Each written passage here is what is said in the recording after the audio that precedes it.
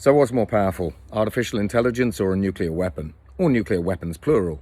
Now, it's a question I actually get asked quite a lot, probably too much actually, but when you have a look at creating a nuclear bomb, the fact is you need cash, capital, resources, raw materials. It's a highly regulated industry. When we actually have a look at the number of nuclear weapons around the world, we understand there are about 11,400 that we know of. There are probably more, let's face it, but yeah, there's enough to destroy the world many, many times over.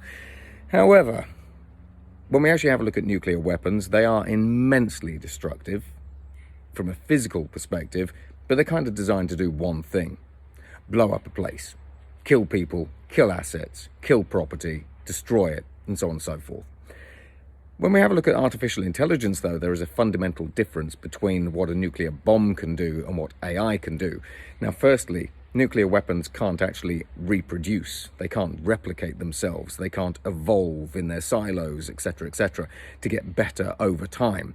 If you built a nuclear weapon in the 1950s, it still has the same kiloton yield today as it did in the 1950s. With artificial intelligence, it's very, very different. Now, we all know that technology is a blank slate. It can be used for good purposes, it can be used for nefarious purposes. But we're already seeing artificial intelligences that are able to design new and better artificial intelligences that are typically the best at what they do. And these AIs are coming out of companies like Google, Microsoft, OpenAI, Baidu, Meta, and so on and so forth. So we call these self-evolving artificial intelligences. Secondly, we actually have other forms of artificial intelligences like those from Uber, surprisingly, called open-ended artificial intelligences.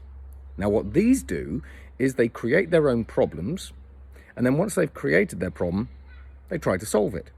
So imagine, for example, an artificial intelligence evolving and deciding that the problem to solve is it needs to access the Pentagon's nuclear missile silo system. It then tries to figure that out. But it does that at digital speed. And when we have a look forward to quantum computing and photonic computing, it does it at light speed. These AIs can evolve millions of times a minute. So you have something that is completely off the hook. Now, when we actually have a look at the power that artificial intelligence can actually have, we've already seen some movies, for example, that show AIs using synthetic biology to make new bioweapons. We've actually seen one of those already in real life. We had an artificial intelligence whose algorithms were tweaked slightly by researchers because they wanted to see what could it do. And in this particular case, and you can go and Google this, it created 40,000 new chemical weapons compounds. When we have a look at the combination of artificial intelligence with synthetic biology, we've already got AIs that are able to invent genes and genomes. We can then use 3D bioprinters to bioprint those out to bring what is a digital product into the physical world. Now you imagine basically that an artificial intelligence has decided to create a new kind of deadly pathogen, 3D bioprint it out, and then release it into the world. And if you're wondering how it might release it into the wild, they could always just get a robot, like a humanoid robot like Atlas, to pick the vial off of the printer and go and take it through security, or put it in someone's bag, or just throw it in someone's face. So when we actually have a look at the breadth of mischief that artificial intelligence can get up to versus a nuclear weapon, it's incredibly broad. And that's before we go anywhere near fully autonomous, what we call hunter-killer artificial intelligences that are able to find what we call a proof of vulnerability, a POV in a system, a digital system, lines of code, and then exploit it. So those are already in existence. They started emerging about 4 to 5 years ago with companies like DARPA, or organizations like DARPA, and their capture the flag competitions.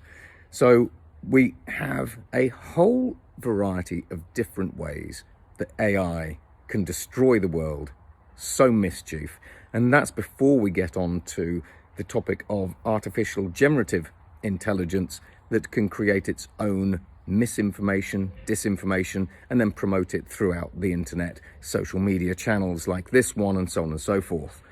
So which is more powerful? Which is more destructive?